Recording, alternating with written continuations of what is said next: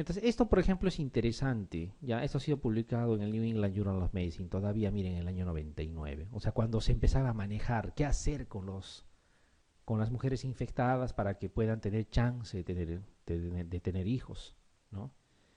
Entonces, un pequeño mensaje. Las mujeres con VIH no están prohibidas de embarazarse. No es contraindicación el VIH para la gestación. Así, cero, no es. ¿Ya? No es que piénselo bien, usted tiene VIH, se va a morir. No, no, no, porque no tiene por qué morirse tampoco. Con el tratamiento que se le da y que es gratuito, debería tener la misma expectativa de vida que la población general. Sería como decirle a alguien, tú tienes diabetes, por lo tanto, pues no puedes tener hijos. No, no tiene nada que ver. Tendrá que cuidar también su diabetes, obvio. Está más o menos algo así. Miren aquí. Acá se ha evaluado una cosa mucho más clara. Se ha evaluado dos grupos. Un grupo de gestantes que no han usado tratamiento antirretroviral. ¿Ya? Y no es que se les ha dejado a expensas sin tratamiento, sino ha habido personas pues en la historia que no han usado tratamiento antirretroviral. Gestantes. Y este grupo que sí ha usado tratamiento antirretroviral. Fíjense cómo la tasa de transmisión con el uso de tratamiento antirretroviral ya disminuye claramente, ¿no? Y no es un número poco de gestantes, miren, es 8.533 gestantes. Es un número bastante considerable que le da cierta validez a estos porcentajes. Todavía se ha evaluado, ya, en ambos grupos, cuál es el efecto de dar o determinar en cesárea el parto. Entonces, miren, en el grupo que no se usó antirretrovirales en ninguna de los momentos, o sea, ni durante la gestación, ni durante el parto, ni le dieron antirretrovirales al niño. ¿Ya? Y permitieron el parto vaginal, es decir, donde no se hizo nada, podríamos decir así, o sea, ni le dieron antirretrovirales, ni nada, nada, no se hizo nada. ¿Ya?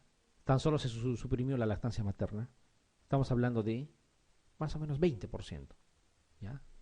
De transmisión, de riesgo de transmisión. En este mismo grupo, aun cuando no se usa antirretrovirales, pero se ha hecho cesárea, y bien claro dice aquí electiva, no dice cesárea de emergencia, no dice que la gestante venga en el expulsivo, ya no va a servir de mucho ahí. Cesárea electiva antes del inicio de trabajo de parto. Miren, baja la mitad. Tan solo con la cesárea. Y si eso mismo evaluamos en quienes recibieron tratamiento antirretroviral, miren, el tomar tratamiento antirretroviral, así termine por parto vaginal, no es tanto ya de riesgo.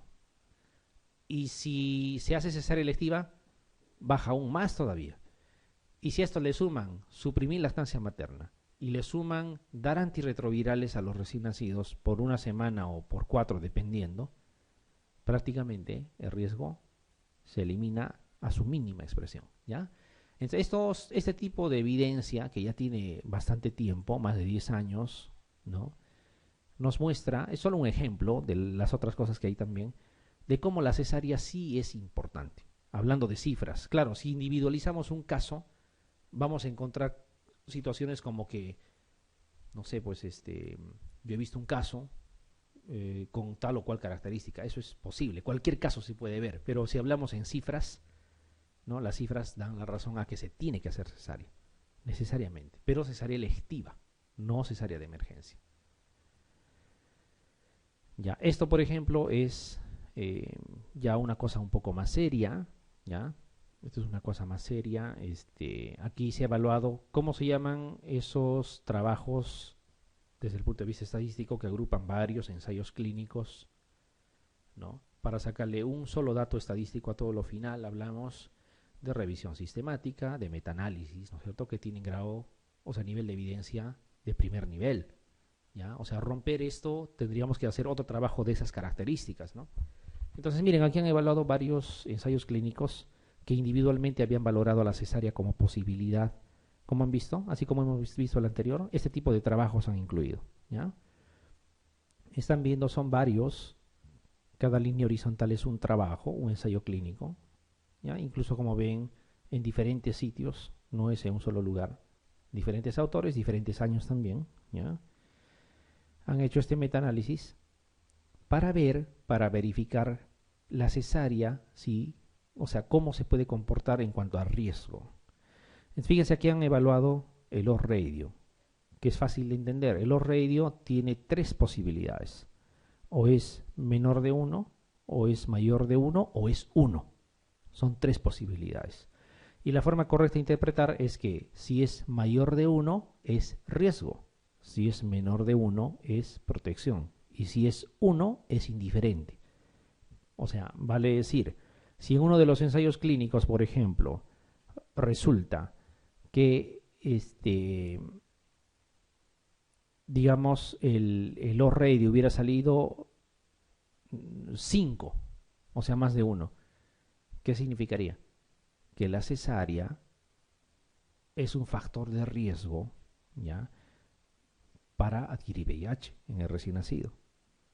E incluso si lo traducimos bien, si sale 5, sería que los nacidos por cesárea tienen 5 veces más riesgo de adquirir VIH que aquellos que no nacen por cesárea. Eso sería si saliese más de 1. Si saliese 1, exacto, significaría que hacer cesárea o no hacer es indiferente, no tiene ninguna relación. Y cuando sale menos de 1, significa que es factor de protección. Entonces, fíjense que todos los ensayos clínicos que se han hecho a lo largo del tiempo, todos salen, aquí está la unidad, todos salen menos de 1. ¿Ya? Y este metaanálisis al final considera valores globales de factor de protección. O sea, hay evidencia que muestra que la cesárea protege, que la cesárea disminuye el riesgo. ¿Ya? Este es uno de los pilares fundamentales para manejar un caso de una mujer infectada con VIH que esté gestando. Dar antirretrovirales desde la semana 14. ¿Por qué de la semana 14? Siempre nos cuidamos del primer trimestre, ¿no es cierto? Y si las 40 semanas lo dividimos en trimestres, sale 13.3 más o menos. Redondeando, desde la semana 14 para adelante le das antirretroviral, o sea, pasado el primer trimestre. Terminas en cesárea, listo. Y lo otro sería suprimir la lactancia materna, ¿no? Y la otra posibilidad, como hemos comentado, es la transmisión postnatal. La transmisión postnatal, ¿qué cosa significa? Lactancia materna, ¿no es cierto? Lactancia materna. Entonces hay factores de riesgo y miren, otra vez es aquí esta frase conocida ya. Alta carga viral. Cuando hay alta carga viral es sinónimo de que no está tomando tratamiento antirretroviral. Y así como hay alta carga viral en sangre, se supone que también hay secreciones maternas. Y una de las secreciones es la lactancia materna, ¿no? La leche materna. Entonces, aquí la lactancia materna misma es un riesgo por ese motivo. Y más aún si se van a producir lesiones a nivel de las mamas, ¿no es cierto? A nivel del pezón. Ya, o en todo caso en la cavidad oral del recién nacido. Va a favorecer. Entonces, ¿cómo evitamos todo esto? No dando lactancia materna. Para eso se suprime la lactancia y se da lactancia artificial. ¿Ya? Esos son los pilares del manejo. ¿Cuáles son los mecanismos aquí? La misma lactancia y la ingestión de sangre materna, digamos, de forma accidental, que podría darse. Igualito hay trabajos ya que han evaluado, ya que ya se estaba manejando mejor, o sea, ya dando tratamiento antirretroviral, terminando el embarazo en cesárea, ya las cifras considerablemente habían bajado, pero como se trata de VIH, la idea es llevarlo casi a cero el riesgo. Siguieron evaluando la lactancia materna y han evaluado, bueno, esto es solamente para mostrarles, esto no les van a preguntar así con exactitud de cifras, pero para mostrarles que hay evidencia, ¿no? Hay evidencia y siempre publicado ya desde hace mucho tiempo, no es algo novedoso en realidad. Fíjense cómo han evaluado gente o recién nacidos en números más o menos considerables, ¿ya? Digamos aquellos que nunca han recibido lactancia y algunos que, digamos, más bien siempre han estado expuestos a la lactancia materna, ¿no? Encontrando cifras significativas en cuanto a diferencias de factores de riesgo, ¿no? Cifras significativas siempre considerando esa P menor de 0,05, ¿no? O sea, estas diferencias no son por el azar, sino son resultados justamente, digamos, que corresponden a diferencias propias de los factores de riesgo, ¿no? Entonces, todo esto al final nos lleva a tener tres pilares fundamentales para el manejo de la gestante con VIH. 1, dar tratamiento antirretroviral. 2, terminar el embarazo por cesárea. Y 3, suprimir la lactancia materna. Son las 3 cosas que hay que acordarse. Todavía le agregamos una más, que es dar tratamiento antirretroviral al niño. Y sí se le da, ¿no? Normalmente debería ser una semana, pero hay escenarios y las cosas van cambiando. Entonces, por ejemplo, aquí hay otra pregunta. Esta es una pregunta que lo han planteado en un ENAM, si mal no recuerdo, ¿ya? Y preguntan, en el manejo del VIH-Sida se denomina pareja serodiscordante. O sea, ¿qué cosa es una pareja serodiscordante? ¿Ya? Creo que es un concepto manejado por la mayoría, ¿no? Todos más o menos tenemos una idea de qué cosa es una pareja serodiscordante. Bueno, nos dan alternativas. Nos dicen cuando los dos miembros de la pareja son seropositivos. ¿Qué cosa significa seropositivos? Que tienen un resultado positivo para VIH. Eso significa seropositivos, ¿no? O sea, en un examen de sangre, de ahí viene cero, ¿no? Ha salido reactivo, digamos, el resultado. Dice que cuando los dos miembros de la pareja son seropositivos, cuando vean seropositivos es sinónimo de decir tiene VIH. Seronegativo no lo tiene, ¿ya? Dice cuando los dos miembros de la pareja son seropositivos, pero solo uno de ellos desarrolla la enfermedad. Ese no es el concepto, ¿ya? Ese no es el concepto. El otro dice cuando ambos son seronegativos y uno de ellos tuvo exposición al VIH, tampoco es el concepto. Cuando uno de ellos es seropositivo, uno de ellos dice, y ninguno desarrolla la enfermedad. No es un concepto completo tampoco. Este está mucho mejor. Dice cuando uno de ellos es seropositivo y el otro es seronegativo. Tiene que ser necesariamente así. Tenga o no tenga manifestaciones clínicas. Uno de ellos debe estar demostrado que tiene VIH. Y el otro debe tener resultados negativos. Ya para decir no tiene. Eso significa parejas serodiscordantes. ¿Ya? Y ese es un problema. Imagínense, en la gestación ese problemita es aún más. ¿Qué pasaría? Les pongo un ejemplo. Bueno, para empezar es la alternativa D, ¿no? Pero les digo, ¿qué pasaría si ustedes están manejando a una mujer gestante que es seronegativa, pero su pareja es seropositiva? ¿No habría riesgo de que esté en periodo de ventana la mujer si su pareja es seropositiva? O sea, entra a tallar ya otras cosas que se salen un poquito de los conceptos así firmes que estamos dando. ¿Qué se les ocurre hacer con ese tipo de mujer gestante? ¿Esperar que se lo convierta? Y para colmo de repente les dice, todavía mantiene actividad sexual sin protección. La norma es clara, hay que dar tratamiento como si fuera seropositiva. No hay nada que discutir, la norma dice eso. Lo que puedes hacer, y más bien, no es que puedes, sino se hace, es que termina el embarazo y puedes suspender el tratamiento. Porque obviamente el tratamiento es para proteger al recién nacido, no es tanto por la gestante misma. ¿Ya? Entonces eso hay que tener en cuenta. Y se maneja igualito, o sea, desde la semana 14, etcétera. Se suspende la lactancia materna, todo eso.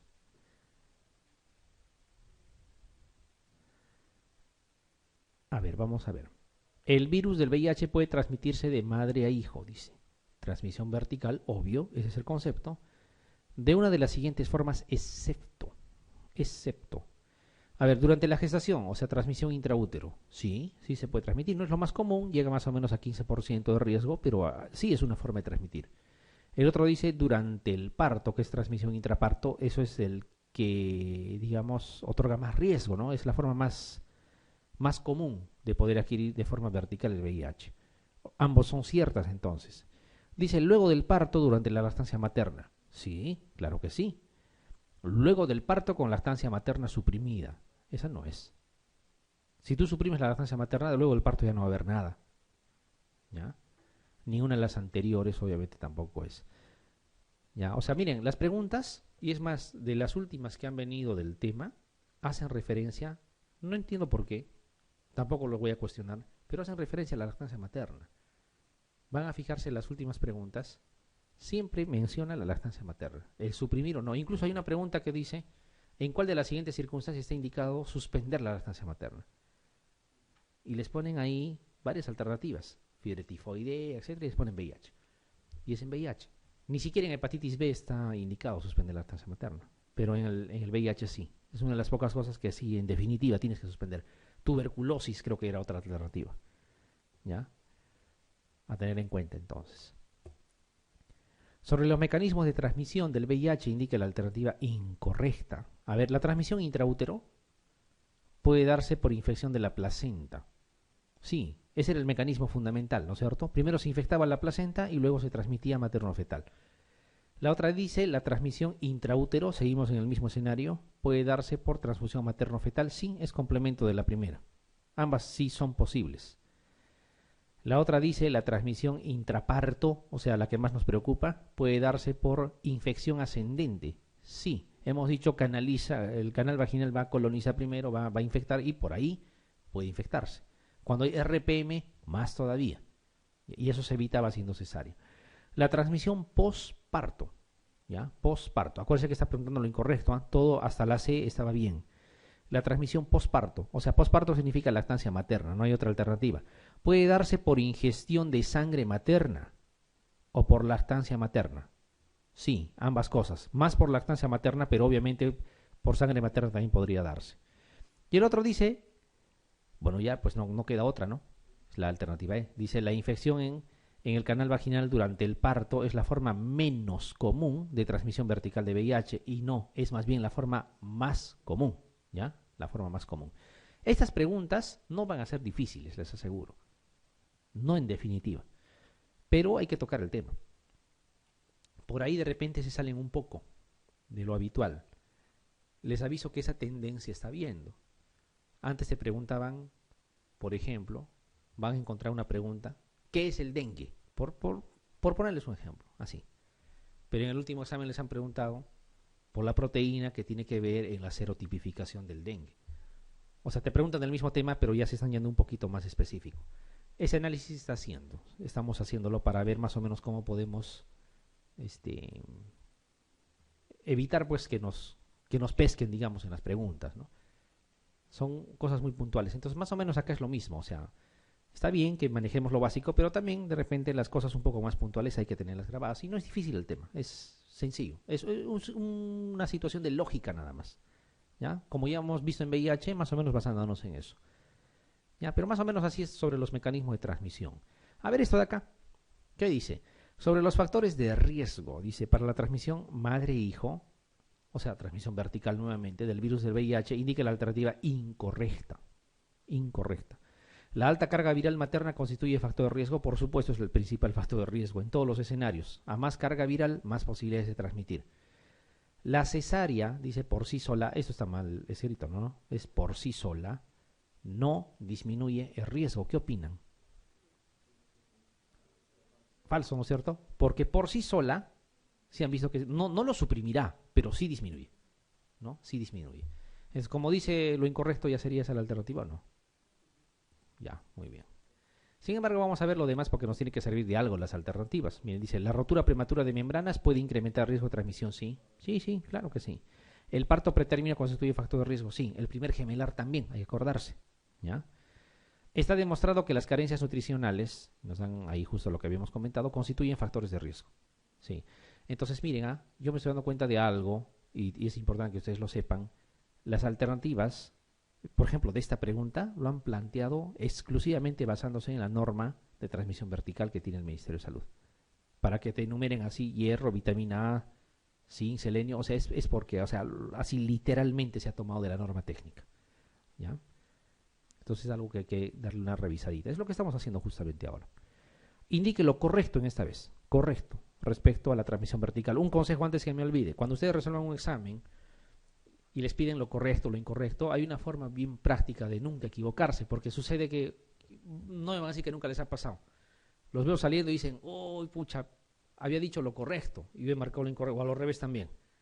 ¿Ya? Una de las formas más prácticas es a todito, sin excepción, pónganle verdadero o falso. O sea, miro la alternativa y a su costado le pongo verdadero o falso según yo crea que si está bien o mal.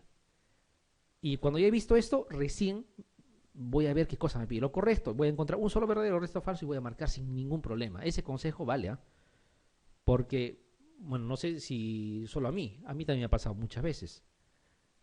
Decía, todavía reclamabas. Te decían, pero acá te están preguntando lo incorrecto, pero ya te equivocaste. No te evalúan si sabes, sino si marcaste bien o mal. Pónganle verdadero o falso a todo. Acostúmbrese a resolver así. ¿Ya? Entonces, al final va a ser mucho más fácil digamos, elegir la alternativa que te están pidiendo. Acá dice indique lo correcto respecto a la transmisión vertical del VIH. La tasa de transmisión de madres infectadas sin tratamiento a su descendencia, o sea, miren, ¿cuánto es la tasa de transmisión de madres infectadas cuando no se hace absolutamente nada? A eso se refiere. Obviamente será pues a su descendencia, a los niños. Dices el 100%. Falso, ¿no es cierto? No llega a esa cifra, es 25 a 30. ¿Ya? En mujeres gestantes infectadas por VIH, se debe indicar cesárea electiva durante el trabajo de parto, antes del inicio del trabajo de parto. Ya aquí los dos son falso, falso. En situaciones muy específicas, dice, o sea, en algunas situaciones, se puede indicar lactancia materna, sobre todo en familias de muy bajos recursos económicos. Falso. Falso porque ya hemos dicho que se les asiste con la lactancia materna artificial. ¿Ya? Entonces, los tres son falsos. En una madre gestante infectada con VIH, sin ningún control durante la gestación, lo más probable es que el neonato nazca no infectado. ¿Qué opinan? A ver, analicen bien. Analicen bien. Esta alternativa es media mañuca. Es media mañuca. Pero mírenlo bien. O sea, le está hablando de cifras. Miren, en una madre gestante infectada con VIH, sin ningún control durante la gestación, ¿su riesgo es alto? Estamos de acuerdo. Su riesgo es alto. Pero su riesgo abarca la mayoría, sí es 25 a 30% nomás. Significa que de todas maneras, el 70% tiene que nacer sin la infección. Y entonces dice, lo más probable es que el neonato nazca no infectado. ¿Ya? Es una manera media mañuca de preguntar, pero esa es la clave. ¿Ya? Esa es la clave. Está claro, pero no. Ya. Tengan cuidado. Tengan cuidado. Muy bien, entonces creo que ya está clarito para disminuir o suprimir o evitar la transmisión intrauterina, targa a la mamá. ¿Desde qué momento? Desde la semana 14 para adelante. Para evitar la transmisión intraparto, que es lo que más nos preocupa, cesárea. Electiva, pero. Y para evitar después del parto, hay que suspender la lactancia materna. Suspendes la lactancia materna y haciendo estas tres cosas, lo más probable es que tengas éxito. Acuérdense de los antirretrovirales, eso ya lo hemos hablado en algún momento, pero así como el VIH cuando ingresa, bueno, por acá, ahí está, ingresa, se acerca el VIH, interacciona su GP120 con el receptor de CD4 y participan los correceptores y se fusiona las membranas e ingresa y hay una transcripción inversa gracias a la transcriptasa reversa, luego hay una integración gracias a la integrasa y después sale y la proteasa lo amolda para que vuelva a salir, ¿ya? Significa que hay tres enzimas, transcriptasa reversa, integrasa, proteasa. Por eso es que existen los antirretrovirales inhibidores de transcriptasa reversa, inhibidores de integrasa, inhibidores de proteasa. Incluso aquí hay inhibidores de entrada, ¿ya? O sea, inhibidores de fusión. ¿Ya? Hay antagonistas de correceptores también, ¿ya? Pero eso es teoría. Lo que nosotros manejamos con más frecuencia, incluso en el mundo, ¿ya? En tasas, es inhibidores de transcriptasa reversa y por ahí inhibidores de proteasa, ¿ya? Son los que, digamos, más entran a tallar. Y al menos en lo que es transmisión vertical es lo que más se usa, ¿ya? Es lo que más se usa. Les vamos a hablar de algunas características. Estas características, digamos, yo lo que les digo es, les va a dar un plus respecto, digamos, al que solamente ha mirado la norma técnica así de pasadita y bueno, esto les va a dar un plus porque le va a dar un cierto sustento para que no estén memorizando lo que se tiene que hacer. La lógica les va a decir, es fácil. Entonces, miren, de estos inhibidores de transcriptasa reversa, ustedes saben, hay dos grupos, ¿no es cierto? No se mareen por las abreviaciones, ¿ya? Este es un inhibidor de transcriptasa reversa, este también es un inhibidor de transcriptasa reversa. O sea, todo esto es un mismo grupo, ¿ya? Son inhibidores de transcriptasa reversa, análogos de nucleósidos, por eso viene la N, y estos son no nucleósidos, solamente por clasificar. Y de los no nucleócidos, ¿cuántas Ns tienen no nucleócidos? 2 Ns, ¿no? No nucleócidos, hay 2 fármacos nomás, ¿ya? No nucleócidos, 2 fármacos. ¿Ya? Y se van a acordar con N de no nucleócidos, la nevirapina está ahí, ¿ya? La nevirapina, para que no se olviden más. Y el otro es el efavirenz, ¿ya? Nevirapina y efavirenz. Los otros conocidos, que todo el mundo conoce hasta de nombre, están en el otro grupo. Sidobudina, lamivudina, estabudina, el abacavir también, la dianosina, etcétera, etcétera. Pero cuando hablamos de transmisión vertical, casi nos vamos a quedar con sidobudina y lamivudina, lo más probable. ¿Ya? Sidobudina y lamivudina, lo más probable. Cuando tenemos que utilizar tratamiento antirretroviral, miren, yo les adelanto algo. Esto creo que lo hemos dicho en VIH, pero a ver, para recordar. En realidad no es solamente estos tres, ¿no es cierto? Acá está sidobudina, lamivudina, estabudina, está el abacavir, está la didanosina, por ejemplo, ¿ya? O sea que hay un grupo más o menos numeroso. Está el tenofovir también. En cambio, en este otro grupo hay 2. Claro que la de la virrina también está acá, pero en el Perú no lo tenemos. Nadie les va a preguntar por eso, ¿ya? Acá hay 2. Y si la norma te dice tienes que usar de 3 en 3, o sea, son 3 fármacos que tienes que usar, así como en la TV tienes que usar 4, acá tienes que usar 3. Por lógica, no creo que piensen que voy a utilizar esos 2 y uno de acá. Tendré que usar 2 del grupo numeroso y uno de los de que están acá. Y como el efavirenz es teratogénico, solamente me queda nevirapina, ¿ya? El único teratogénico es el efavirenz, ¿ya? Eso también hay que acordarse. El único teratogénico es el efavirenz. Entonces, miren cómo vamos a ir armando la cosa. Hemos dicho que de aquí se tiene que tomar 2, ¿sí? 2. El que más estudios tiene en gestantes es sidobudina. Por lo tanto, es lo que primero van a escoger. Sidobudina van a escoger. Y la lamivudina es la que menos efectos colaterales tiene de toditos los antirretrovirales habidos y por haber. Por lo tanto, ¿cómo creen que van a combinar? Será pues sidobudina con lamivudina, ¿sí? Entonces, ya les van haciendo una idea de qué esquema van a usar cuando junten 3. Será pues sidobudina, lamivudina y nevirapina. Eso es lo que vamos a intentar usar. Sidobudina, lamivudina y nevirapina. Y ahora les agrego algo más. La nevirapina, como principal factor, digamos, de riesgo en cuanto a efectos colaterales, lo que te puede producir es rash. Y a veces un rash severo que puede llegar a Steven Johnson, por ejemplo, en el peor de los casos. ¿Y en qué momento hay más riesgo de ese rash severo? Cuando el CD4 es mayor de 250 en el caso de mujeres y más de 400 en el caso de varones, ¿ya? Entonces, basta que la mujer tenga más de 250 CD4, no deberías usar nevirapina. ¿Por qué? Porque el riesgo de rash es alto. Entonces, ¿qué creen que van a hacer? Miren, sidobudina, lamivudina, ¿sí? Quería usar nevirapina, porque efavirenz no lo puedo usar, este teratogénico. Quería usar nevirapina, pero la gestante tiene 300 SD4. Ya no puedo usar este grupo. ¿A dónde voy? Al tercero recién. Más o menos así es, ¿ya? Más o menos así es la cosa. Y de los inhibidores de proteasa, ¿ya? El lopinavir es el que más vamos a usar. Todos los inhibidores de proteasa vienen de 2 en 2, juntos. Y todos asocian al ritonavir. O sea, será lopinavir, ritonavir. Habrá otro que se llama atazanavir, ritonavir, ¿ya? O sea, todos los inhibidores de proteasa asocian al ritonavir. Porque es más o menos como en acá la lamivudina. Tú la asocias, potencia, pero no te da mucho efecto colateral.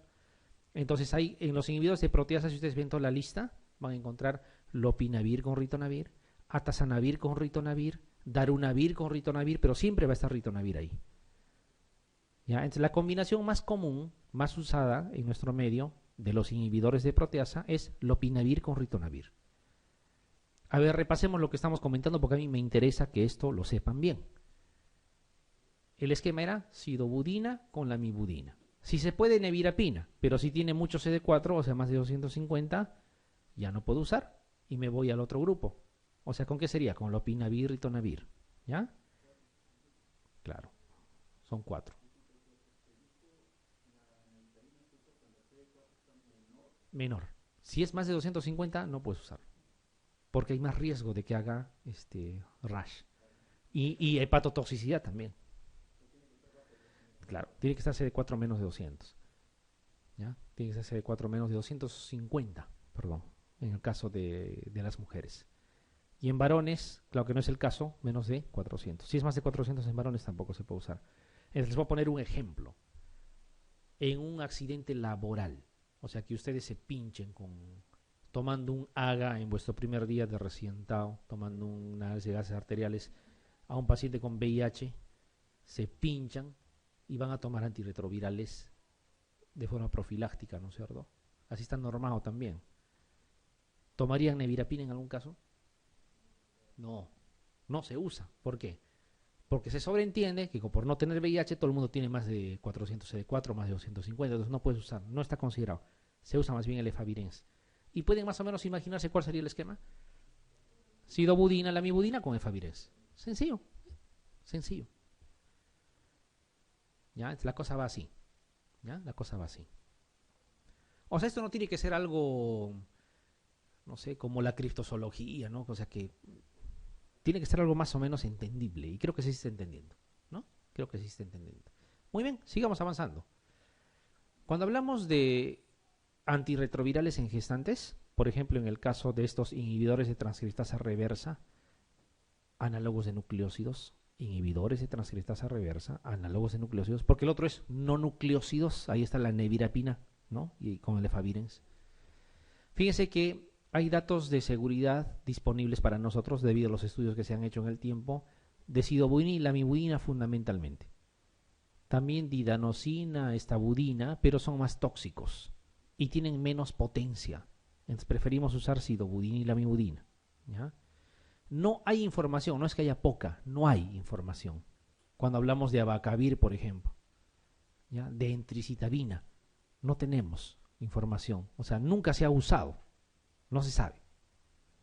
Entonces, casi te quedas limitado a sidobudina y lamivudina. Además, lo que les decía, esos otros donde sí hay información, hay un riesgo de toxicidad mitocondrial, se llama. Esto es una situación un poco severa. Produce lipodistrofia, lipoatrofia, produce vacuolización de células hepáticas, o sea, son cosas irreversibles. Entonces, pues, se prefiere no usar. Entonces, prácticamente te quedas con sidobudina y lamivudina. Los dos únicos. ¿Ya? Esto más o menos justifica lo que hemos comentado. Y de los no nucleósidos, acuérdense, no nucleósidos habían 2, nevirapina y efavirenz, con N de no nucleósidos, nevirapina. Acá está lo que les decía, los datos disponibles solo para nevirapina, porque efavirenz es teratogénico, nadie ha intentado hacer eso. Hay riesgo de hepatotoxicidad y rash, incrementado de riesgo cuando el CD4 es más de 250. ¿Ya? Y el otro del grupo es el efavirenz, ¿no? Eso no se debe usar. Está contraindicado.